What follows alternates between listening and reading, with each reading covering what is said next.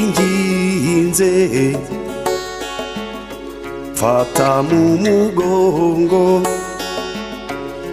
we kumunga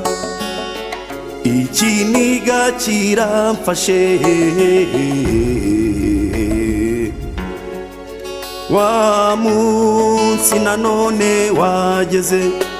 umunsi w'amateka ubwo abacu batemagurwaga bazira ubwoko batihaye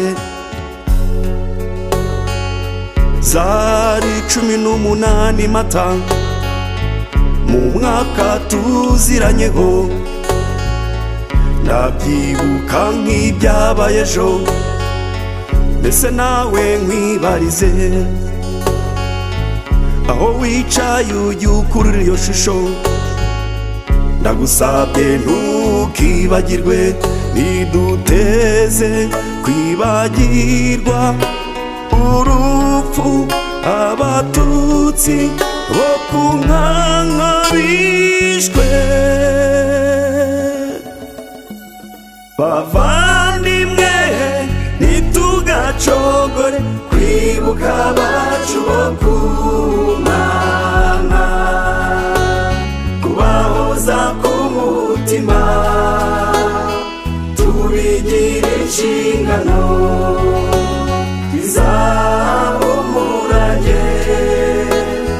no mu myaka magana kubahoza ku mutima tubigira inshingano izabumurage no mu myaka magana abacu biciwe ku Nkanka bari bahahungiye bavuye imihanda itandukanye bahize y'amakiriro kuko hari mu nzu y'Imana abicanyi ibyo ntibabikozwaga babishe ntamuwe bagerageje kwirwanaho biranga bibi by'ubusa turibuka batawe mu Kivu no mu migezi itandukanye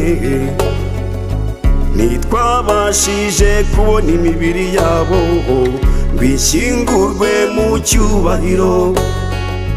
turibuka imiryango yazimye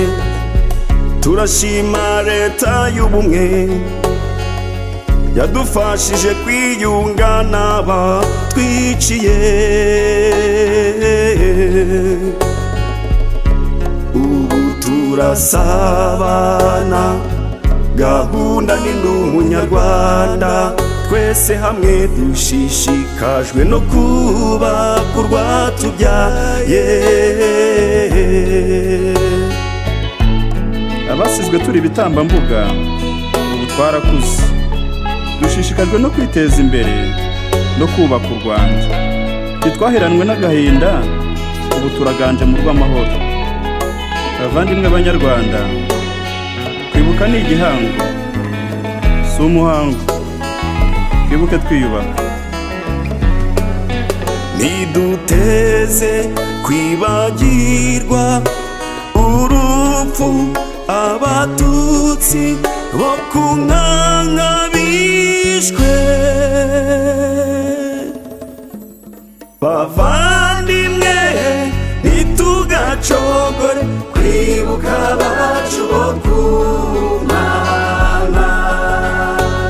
kubahoza ku mutima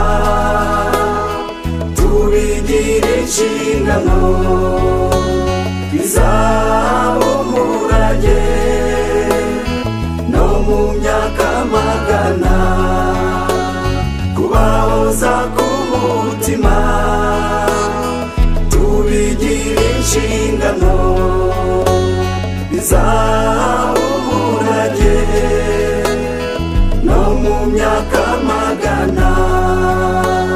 kuba duhoza ku mutima tubigira inshingano bizahumuranye no mu myaka magana.